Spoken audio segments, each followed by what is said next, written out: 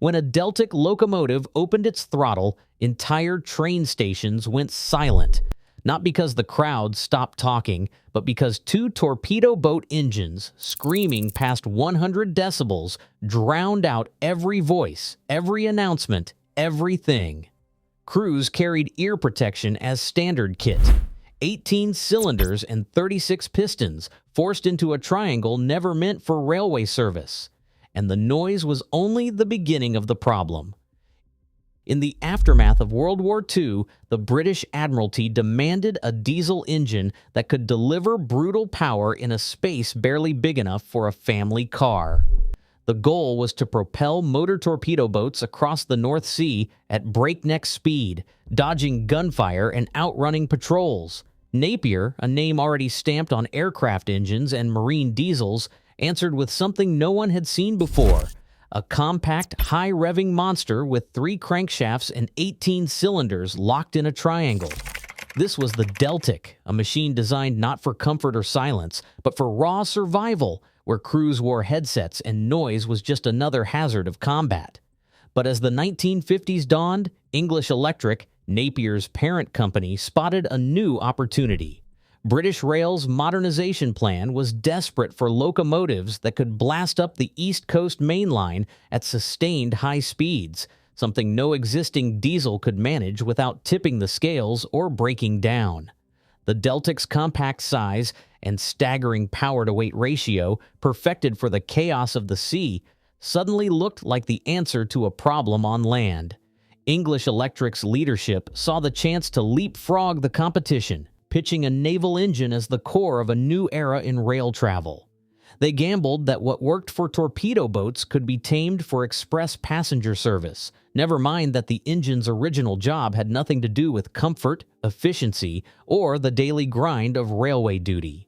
In boardrooms and workshops, the impossible began to look inevitable.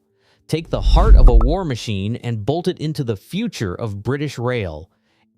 18 cylinders, 3 banks, 3 crankshafts, arranged not in a line or a V, but a perfect triangle. Each corner spins its own crankshaft, locked together by phasing gears, each offset by 120 degrees and staggered by a precise 20-degree crank angle. There are no cylinder heads. Instead, every cylinder holds 2 pistons racing toward each other, compressing air and fuel until the explosion drives them apart. This opposed piston geometry means that as one piston nears the end of its stroke, another charges in from the opposite side, ready for the next blast. Every 20 degrees of crank rotation, another cylinder fires. The result is a relentless, overlapping rhythm, an engine that barely pauses, delivering a near-continuous surge of torque. At 1,500 revolutions per minute, the firing order blurs into a mechanical hum, more like a helicopter than a locomotive. Uniflow scavenging keeps the cycle moving, fresh air in through one port, exhaust out the other, no valve gear to slow things down. All this fits inside a block not much longer than a car engine, yet it can unleash 3,300 horsepower when both units run flat out. But the same tight tolerances and screaming revolutions per minute that make it brilliant also make it fragile, temperamental, and deafening. In October 1955, a machine unlike any other rolled out of English Electric's Preston Works. DP1, the prototype Deltic. 2 marine engines thundered inside a streamlined shell, promising more than 3,000 horsepower on rails. British Rail did not hand over the main line easily. DP1 was put through a trial by fire. It covered 450,000 miles in 5 years, hammering across the network from Liverpool to Carlisle and back, running at speeds and loads that would break a lesser engine. Every flaw was exposed: overheating bearings, gear wear, and the relentless need for specialist attention. Yet the numbers kept stacking up. DP1 could accelerate a full express train to 100 miles per hour in just over 5 minutes and hold that speed on the long, punishing gradients of the Settle to Carlisle route. Inside the boardrooms, the debate reached a boiling point. Gerard Fines, the Eastern Region's chief, faced off against the London Midland's chief mechanical engineer. Fiends argued that only the Deltic could cut journey times and draw passengers back to the East Coast Main Line. The Midland camp countered with spreadsheets, maintenance costs, reliability doubts, and long-term risk. In March 1959, the committee minutes show the two sides trading blows. One side warned of £1.8 million in extra maintenance.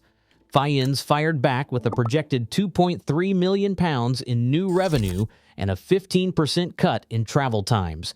The Deltic's roar, he claimed, would become a symbol of modern British rail. The standoff ended in June 1960. The board voted that 22 production Deltics would replace 55 aging steam giants, with the eastern region staking its own budget on the gamble. The age of the Deltic was not just coming, it was unstoppable. A Deltic at full throttle did not just announce its arrival, it invaded every inch of the station. Sound pressure inside the cab soared from 83 to 102 decibels, measured by British Rail's Health and Safety Division with a calibrated meter pressed to the driver's ear. That is louder than a jackhammer and close to a jet engine at takeoff. Drivers called it a pressure cooker. One driver recalled that they never went in without earplugs. The sound was like a jet on a runway. Official policy made ear protection mandatory from 1963. M-type plugs, stamped with a minimum noise reduction rating of 22 decibels, became as essential as the driver's cap. In lockers and pockets, they stayed until the class was withdrawn, but the violence of the Deltic's roar did not stop at the cab. On the platforms at York or Newcastle, passengers braced themselves as the locomotive screamed past. Decibel meters held at the platform edge registered spikes around 93 decibels, enough to drown out announcements, rattle windows, and leave station staff clutching their heads. The engine's relentless 140 Hz drone, laced with harmonics up to 2 kHz, made conversation impossible. Signs appeared warning of high noise levels when Deltics are in the siding. For crews, the noise was more than a nuisance, it was a threat. Chronic tinnitus, headaches, and temporary hearing loss became part of the job. As one second man put it, the earplugs in the locker stayed there until the end of the class. The Deltic's shout was not just heard, it was felt, right down to the bones, a mechanical assault that made every shift a battle against the decibel meter. Inside the depot, the Deltic's promise of unstoppable power came with a punishing cost. Keeping those engines alive was a relentless test of patience and precision. Every gear tooth in the phasing train had to be machined to within 0.02 millimeters, about a quarter the width of a human hair. Even the oil was special, only D150, a high-viscosity blend packed with extreme pressure additives, could handle the heat and friction. Routine servicing wasn't routine at all. Workshop crews stripped down the gear train after just 12,500 miles, inspecting every bearing, resetting the crucial 20-degree crank offset by hand, and hunting for the faintest sign of wear that could throw the entire engine out of sync. The numbers told their own story. A standard diesel needed 0.35 staff hours of maintenance per mile. The Deltic demanded 0.78, more than double. That meant hundreds of hours for every London to Edinburgh run, with teams at Hornsey and Crewe working around the clock just to keep up. Mean time between failures hovered at 7,800 miles, a fraction of what rival locomotives could manage. Failures weren't rare, they were part of the schedule. Phasing gear tooth wear, piston ring seizures, and gasket leaks sent locomotives limping back to the shed for days at a time. The cost per mile soared, with parts and labor eating into every pound of revenue. For the engineers, it was a gauntlet. For British Rail, it was the price of running a machine that rewrote the rules of speed and sound. On the East Coast Main Line, the Deltic was more than just a spectacle. It was the backbone of Britain's fastest, most prestigious expresses. From 1961, these machines took over the headline services: the Flying Scotsman, the Capitals Limited, the Talisman. Every morning, their schedules demanded nothing less than brute force and split-second reliability. The Deltic could launch a full rake of carriages from King's Cross and keep them surging north at a steady 100 miles per hour, flattening gradients that had humbled steam giants. Timetables shrank. The London to Edinburgh run dropped to 4 hours and 30 minutes, slicing 10 minutes off the best steam era records. That wasn't just a statistic, it was a statement. Operations managers watched as passenger numbers climbed, drawn by the promise of speed and the thrill of riding behind a machine that sounded like nothing else on rails. For nearly 2 decades, the Deltic held the line, its thunder echoing from platform canopies and station walls. Crews learned to trust its power, even as they cursed the maintenance headaches and the relentless noise. But progress never waits. In 1978, electrification arrived. The new Class 87 electrics, boasting 4,800 horsepower and a quieter ride, began to edge out the Deltic from its throne. Yet, until that moment, no other diesel could touch it. The Deltic's reign was built on sheer performance, delivering the speed, the drama, and the legend that kept Britain's East Coast expresses ahead of the pack, right up to the day the wires took over.